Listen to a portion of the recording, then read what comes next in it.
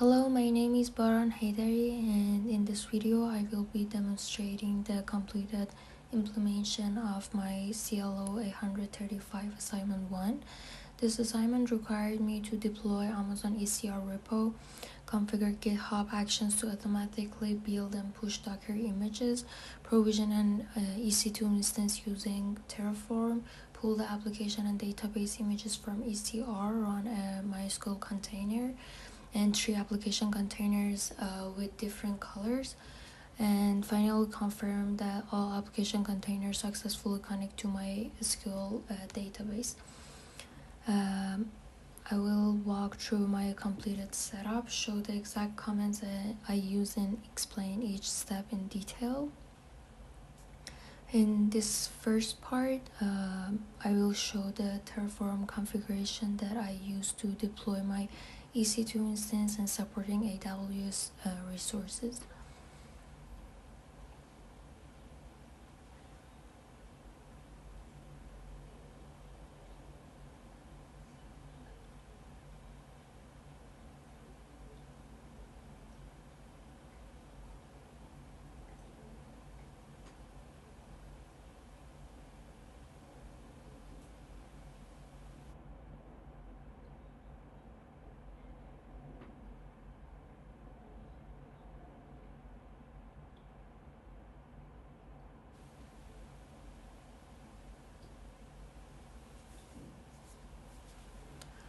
Okay, so these files define the infrastructure as code for this assignment. I'll briefly explain.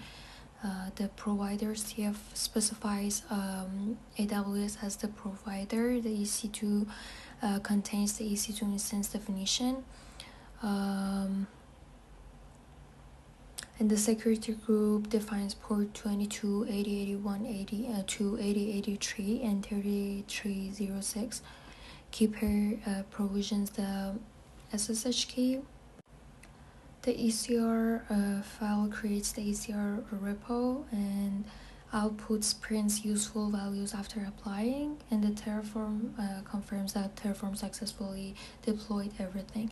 The purpose of using Terraform here is to ensure consistency and automation of infrastructure creation. This completes the infrastructure setup portion. Next, I will show the actual EC2 instance created by Terraform.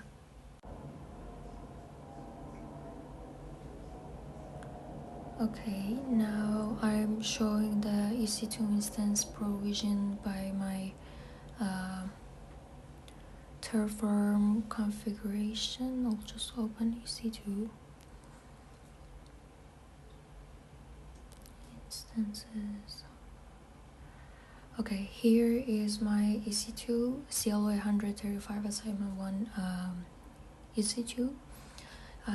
The instance is running, passed all status checks, and it's reachable. This is the machine where I deployed all of my containers and pulled from ECR. Here, the EC2 instance is working exactly as required. Next, I will show the source code and GitHub Actions automation pipeline. Now I'm opening GitHub repo, which contains both Docker files and GitHub Actions pipeline used to build and push images to ECR. The Docker file this is for the application. This app they have the requirements file and repo structure.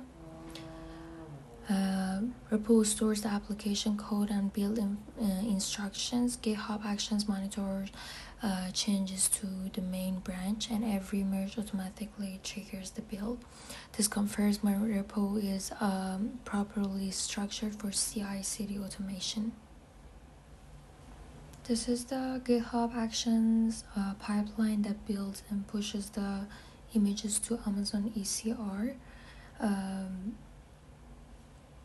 Workflow triggers on pushes to master, authentication to AWS, builds the Docker image and tags it using the ECR repo URI, pushes the images to Amazon ECR, then we can see here are my successful pushes. The demonstration that the CI/CD automation portion of the assignment is complete. Next, I will be showing the ECR I've been making.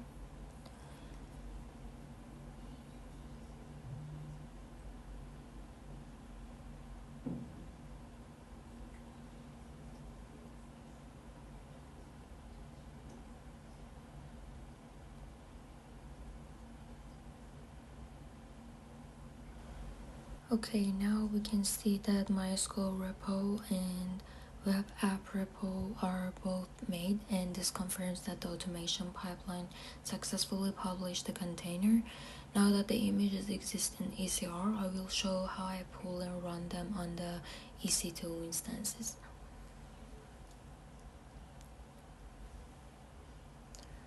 I'm now connected, I'm getting connected to the EC2 instance.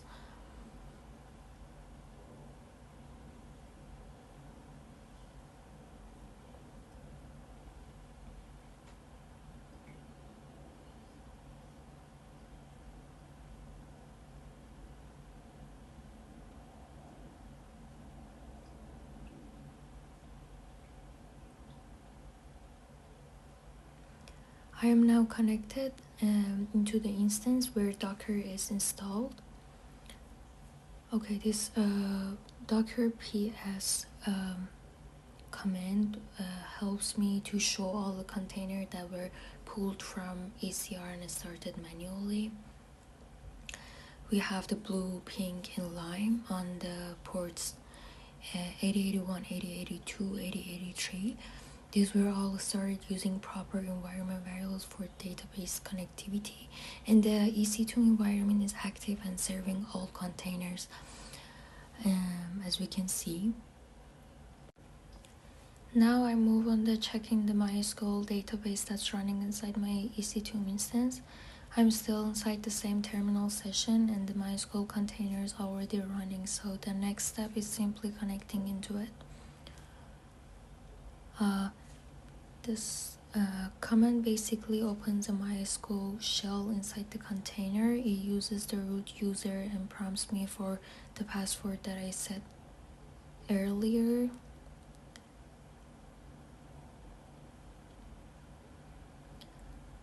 Okay, now that I'm inside MySQL shell, I start by listing all the databases.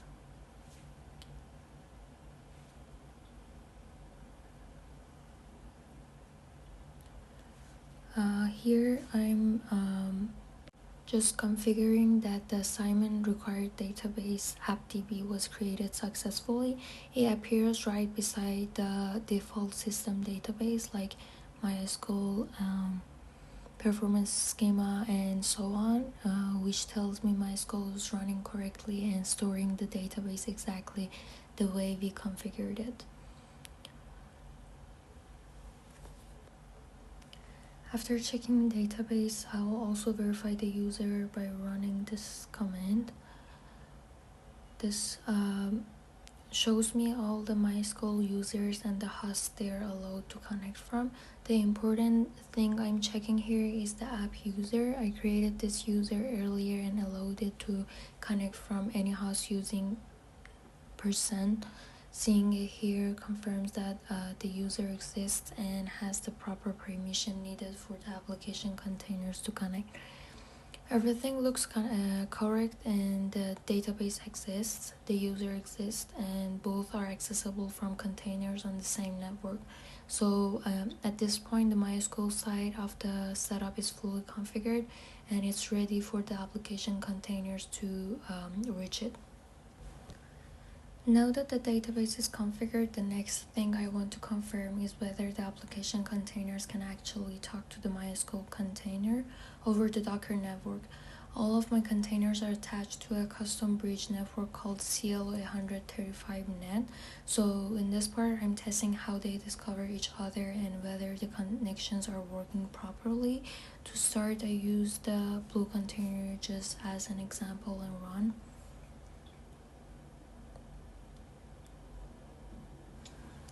What this does is check if Docker's built-in DNS service can resolve the hostname MySQL to the correct internal IP address of MySQL container. If the network is configured properly, this gives me the exact private container IP, which shows that service discovery is working inside the network.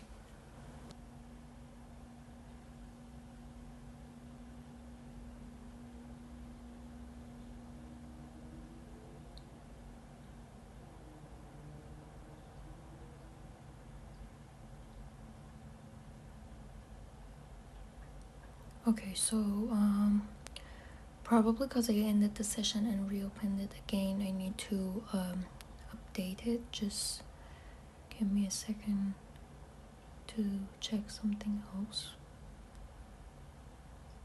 Okay, let's update it.